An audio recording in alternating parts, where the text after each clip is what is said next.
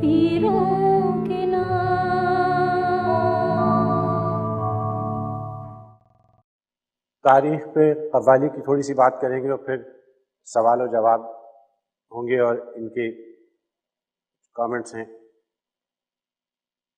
سن 1300 میں، تقریباً 700 سال پہلے، جب سلطان علاء الدین خلجی نے جنوبی ہندوستان میں کرناٹک کا علاقہ فتح کیا، تو جیسے اس وقت کی تہذیب تھی جو آج کی تہذیب سے بہت بہتر تھی، جب ساز و سامان اور افواج آتی تھی تو ان کے ساتھ فنکار، موسیقار وہ بھی آتے تھے۔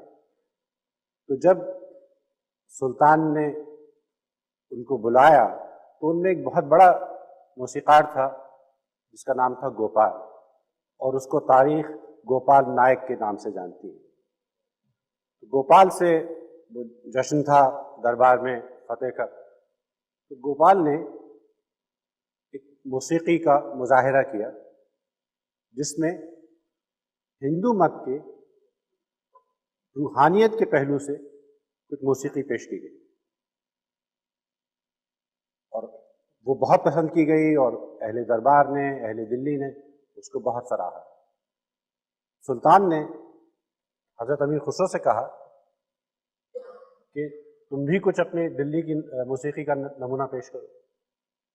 تو حضرت امیر خسرو نے سلطان کے امراء اور وزراء اور رؤسا میں سے 12 بچوں کا انتخاب کیا جو 12 سال کے تھے، اور یہ تھے قوال بچے۔ وینا بوائز کوائر اس کے 400 سال بعد بنا ہے، یہ پہلے بن چکا تھا پہلا کوائر، اور ان بچوں میں امیر خسرو نے 3 ہفتے کی مہلت مانگی کہ ان کو میں تربیت دوں موسیقی کی، گائکی کی، اور انہوں نے قول اور قلبانہ پیش کیا۔ قول حدیث رسول ہے اور اس سے قوالی بنی ہے اور اس سے قوال بنا ہے۔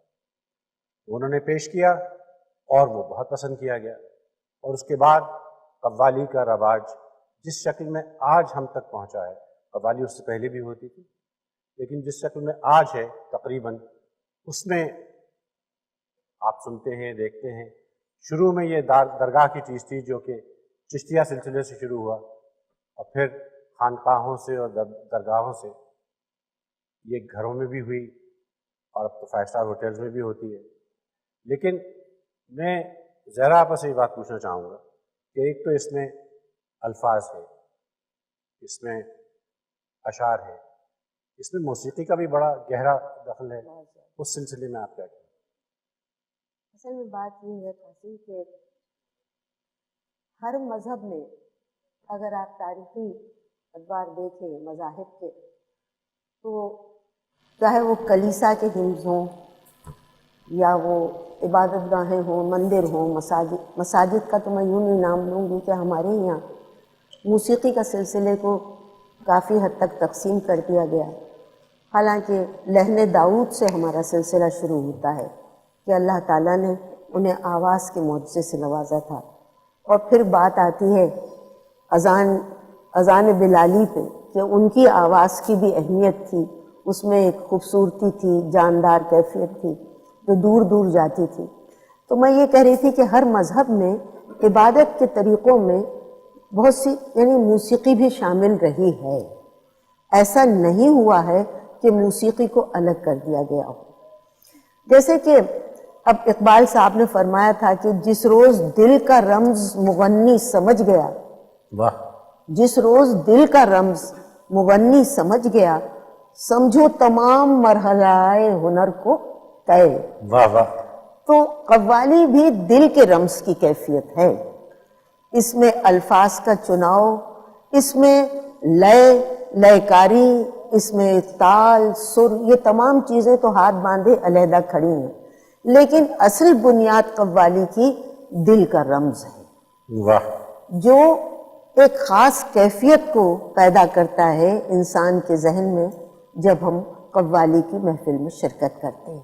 قوالی بڑی متبرک اور بڑی یعنی کہ احترام والی محفل ہوتی تھی، اور اس سے لوگوں کو کتنا فائدہ ہوا ہے کس کس طریقے سے ہوا ہے. اور صوفیہ نے تو ظاہر ہے کہ انہی نے اس کی ترویج کی. میں ابھی تم بات کر رہے تھے امیر خسرو کی، تو نظام الدین اولیاء کے دربار میں جب وہ جاتے تھے امیر خسرو اور اپنے محبوب کو اپنا کلام سناتے تھے، تو انہوں نے ایک دفعہ کہا کہ تم میرے لیے فارسی میں اتنی خوبصورت خوبصورت اشعار لکھ کے لاتے ہو، میں سنتا ہوں، اس کا لطف اٹھاتا ہوں، کبھی کچھ ایسا بھی کہو جس سے میرے مرید بھی فائدہ اٹھا سکے. ہر ایک کی سمجھ میں تو فارسی نہیں آتی. تب امیر خسرو نے ہندی کے الفاظ بھی شامل کیے، اور پھر اس کے بعد ایک نیا رنگ آیا اس میں. بہت سے بول ایسے ہیں قوالی میں جن کا کوئی والی وارث نہیں ہے، لیکن صوفیوں نے ان سیدھے سادے بولوں میں لوگوں کو، ان بولوں نے اتنا مسحور کیا کہ اس میں معلوم نہیں انہیں کیا کیا نظر آنے لگے. رقص کے معنی بدل گئے، موسیقی کے بھی معنی بدل گئے، الفاظ کے بھی معنی بدل گئے. میں آپ کو بتاؤں، جب انہوں نے ہندی کے الفاظ شامل کر دیے، دیاری دیاری موہے بھیجو، مجھے بھگو دو، اے میری سہیلی، مجھے، اے میری دوستوں، مجھ سہیلیوں، مجھے بھگو دو. دیاری دیاری موہے بھیجو، موہے پیر نجام کے رنگ میں، مجھے اپنے پیر کے رنگ میں رنگ دو، اور ایسے رنگ دو کہ یہ رنگ کبھی چھوٹے ہی نہیں. اب اس میں تھا، اب لوگوں نے اس کے اوپر عجیب و غریب کیفیتیں شروع ہو گئیں. میں نے ایسے ایسے بول بھی سنے، بہت دن بیتے موہے سیاں کو دیکھے. اب اس میں کیا ایسی بات ہے، بہت دن بیتے موہے سیاں؟ اس پہ میں نے لوگوں کو زار و قطار روتے ہوئے دیکھا. کل رات میں عارفہ سے اور ان سے بات کر رہی تھی. میں نے کہا ایک دفعہ میں نے ایک قوال، ہم لوگ نظام الدین اولیاء گئے کے دربار، وہاں کوئی رات کے 12-1 بجے سب جا چکے تھے. ایک قوال بیٹھا ہوا تھا ہارمونیم پہ، چھوٹا سا لڑکا ڈھول بجا رہا تھا اس کے ساتھ. وہ ایک شعر پڑھتا تھا. وہ شعر کسی بڑے شاعر کا بھی شعر، مجھے تو آج تک نہیں معلوم کس کا ہے. میری عرض تمنا بھی عجب عرض تمنا ہے. بھائی اس میں کیا نئی بات ہے آپ مجھے بتائیے. وہ کہتا ہے میری عرض تمنا بھی عجب عرض تمنا ہے کہ تم کو مانگتا ہوں اور تمہیں سے مانگتا ہوں میں. واہ واہ. وہ یہ پڑھتا تھا اور زار و قطار خود بھی روتا تھا، اور 2-4 آدمی جو وہاں بیٹھے تھے وہ بھی رو رہے. ڈاکٹر عارف صاحب، میں آپ سے یہ پوچھنا چاہ رہا تھا کہ یہ جو قول اور قوالی کا ہے سلسلہ، یہ الفاظ، یہ گرامر جو انہوں نے حضرت امیر خسرو نے پیش کی، اور یہ حدیث رسول کہتے ہیں لوگ، تو یہ سلسلہ کیسے شروع ہوا؟ اور قول کے ایک اور معنی بھی ہیں، وہ بات جو نبھا دی جائے، وہ بات جو وعدہ کر لیا جائے. کیا کہیں، وہ بات جو وعدہ کر بات لیا ہو جائے. قول دیا ہم تو نے. یہ قول سے قول دیتے ہیں، اور قول دیتے ہیں تو پھر قول میں ڈوبتے ہیں. یہ ایک لفظ اپنے اندر بہت سارے معنی رکھتے ہیں. دوسری بات یہ ہے کہ اہل تقویٰ کو بڑی حیرت ہوگی بات ہوگی. قوالی ایام جاہلیہ سے آئی، ایام جاہلیہ سے آئی اور ایام ملا تک زندہ ہے. یہ قوالی کا کمال ہے، کسی اور کا کمال نہیں. اور اس بنیادی کمال میں بات یہ ہے کہ ہم میں سے ہر شخص اپنے آپ سے بے خبر ہے، مگر پھر بھی خود کو ڈھونڈنا چاہتا ہے. کہیں نہ کہیں اسے ایک تلاش ہے، اس آواز کی، اس سر کی، اس عہد کی جو ہمارے درمیان ہے. اور میں بات یہ سمجھتی ہوں کہ سب سے زبردست، سب سے اچھی آواز سکوت کی آواز ہے. صوفیہ نے سکوت کی آواز کو پہچانا. کیا کہنا. اب وہ اس سکوت سے اپنی آواز کو ملانا چاہتے تھے. اب وہ آواز کیسے ملائی جائے؟ تو وہ تال ڈھونڈی جو بالکل دل کی دھڑکن کے قریب ہے. صرف طبلہ اور ڈھولک نہیں ہے، اسی لیے دادرے کی تال میں آج کل زیادہ تر قوالی گائی جاتی ہے. قوالوں نے کمال یہ کیا، میں یہ بات بہت اعتبار سے کہہ رہی ہوں اور بہت عاجزی سے بھی زہرا آپا کے سامنے یہ بات، کہ انہوں نے یہ جب دیکھا کہ اہل شریعت نے زندگی تنگ کر دی، پھول دیکھنا حرام کر دیا، تصویر سرانی ناجائز ہو گئی، اچھا قول شریعت کے خلاف ہوا، ہر چیز اسلام سے خارج تھی اور ہر چیز حرام تھی، تو صوفیہ نے سوچا کہ یہ پروردگار نے ہمارے ساتھ کیا مذاق کیا، ہمیں پیدا بھی کر دیا اور ہم ہیں بھی نہیں، ہر چیز ہمارے لیے ناجائز، ہر چیز ہمارے لیے حرام ہے۔ تو انہوں نے کہا کہ ایک چیز ہے جو خدا چاہتا تھا اور جو ملا کو نہیں ملی، مجھے اتنی خوشی ہے کہ وہ دولت انہیں نہیں ملی، اور وہ دولت ہے تہذیب اخلاق کی۔ واہ، خدا نے قرآن میں ہمیں دو ناموں سے یاد کیا، آدمی اور انسان۔ آدمی میرا حیوانی وجود ہے اور انسان میرا اخلاقی وجود ہے۔ صوفیہ نے اہل شرع سے کہا کہ تم حیوانی وجود ڈھونڈو، بہت اچھا۔ ہم اخلاقی وجود کی واہ طرف، واہ، ہم اخلاقی وجود کی طرف جائیں۔ واہ، اور ایک بات اور بھی، ایک ہاتھ سے صرف چٹکی بج سکتی ہے، ایک ہاتھ سے تالی نہیں بج سکتی۔ تو جب آپ کا وجود اور آپ کی روح ایک جگہ آ کے کھڑے ہوتے ہیں تو پھر جو آواز ہے وہ قربان۔ بہت کیا کہیں؟ میں بات کر رہا ہوں خصوصاً منشی رضی الدین کی اور منظور نیازی صاحب کی اور بہاؤالدین صاحب کی۔ تو یہ سلسلہ چلتا رہا اور پھر اس کے بعد مبارک علی نصرت علی کے بیٹے نصرت فتح علی، مبارک علی فتح علی کے بیٹے، اور نصرت فتح علی نے قوالی کو جس مقام پہ پہنچایا اور پاکستان کی موسیقی کو جس طرح روشناس کرایا، وہ ان کا ایک اپنا حصہ ہے۔ اور اس کے بعد بہت سے لوگ آ گئے، منشی جی کے بیٹے ہیں فرید ایاز اور ابو محمد، جو کلاسیکی گائکی کا انگ ہے اس میں غالباً وہ بہترین ہیں، اور باقی جو نصرت کا ایک مختلف انگ تھا اس میں راحت کا نام بھی آتا ہے۔ قوالی نے ایک اور کمال کیا، شاعری کو عام کیا اس شخص کے لیے جو شعر کے عمومی معنی نہیں سمجھنا نہیں چاہتا سمجھ تھا۔ سکتا، یہ بہت بڑا کمال، بہت بڑا بہت کمال، صحیح بات۔ جو شعر کے عمومی معنی نہیں سمجھنا چاہتا، اس سے ساون کہیے تو ساون کچھ اور ہے، اور کنہیا کہیے تو کنہیا کچھ اور ہے، اور رنگ کہیے تو رنگ کچھ اور ہے، رنگ کے معنی بدل دیے بھائی، جی رنگ کے معنی بدل، رنگ کے معنی اور بدل۔ غزال کہیے تو نہ وہ جنگل کا غزال ہے،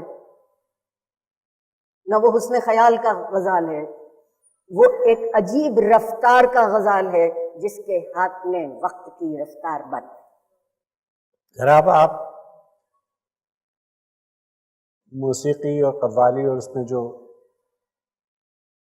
اشعار ہیں اس کے متعلق میں چاہتا تھا کہ آپ تھوڑی سی کچھ اور بات کریں۔ نہیں، وہ تو یہ محفل پہ اور سننے والوں پہ منحصر ہوتا تھا کہ کس قسم وہ قوال اتنے عقل مند ہوتے تھے کہ وہ یہ چیز بھانپ لیتے تھے کہ مجمع کیسا ہے، اور اس کے بعد وہ اس انداز سے پھر قوالی کو پیش کرتے تھے۔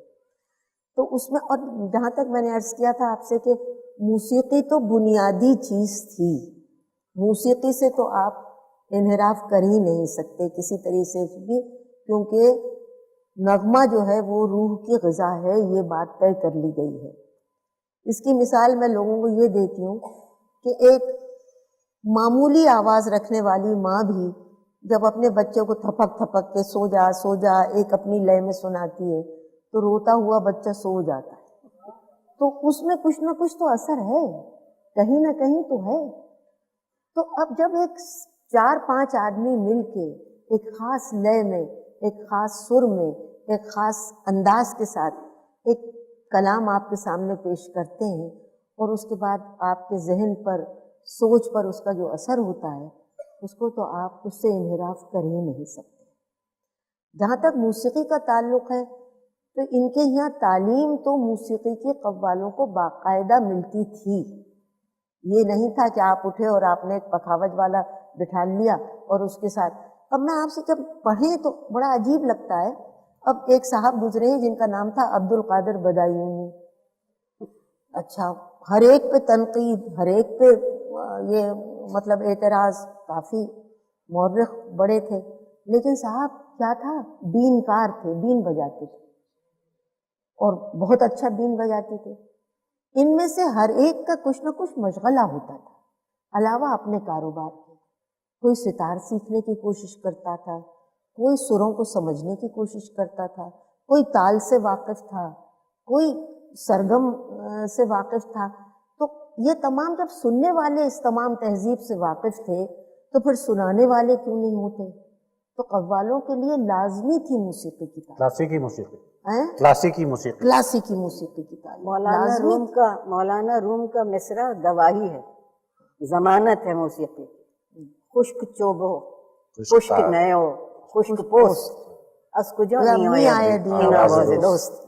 موسیقی کے بغیر تو آواز دوست تک نہیں آپ پہنچیں گے، چاہے وہ خشک لکڑی ہو، خشک کھال ہو یا اس خشک. کے بغیر آتی نہیں دیکھیے، موسیقی ہمارے اندر صرف روحانیت کے لیے نہیں ہے. نبض ایک رفتار سے چلے تو موسیقی، وہ رفتار بدل جائے تو بے سری. بے سری پیس میکر کی ضرورت پڑ جاتی ہے. دل کی دھڑکن اپنا وقفہ اپنے ماترے صحیح رکھے تو صحیح، وگرنہ سوچئے کہ ایک چاقو آپ کے لیے تیار. ارے بھائی چال میں موسیقی ہے. چال میں موسیقی، چال کے لیے آپ کو اتنی شاعری ملتی ہے کہ کیا ہوا کے جھونکے میں موسیقی ہے، موسموں میں موسیقی ہے، برسات کی بوندوں میں موسیقی ہے، ہواؤں میں موسیقی ہے. آپ کیسے بچیں گے موسیقی سے؟ انداز ہوں بہو تیری آواز پاک تھا. احمد ندیم قاسمی صاحب، باہر نکل کے دیکھا تو جھونکا ہوا کا تھا. یہ موسیقی ہے، یہ بات. آنے والے دنوں کے سفیروں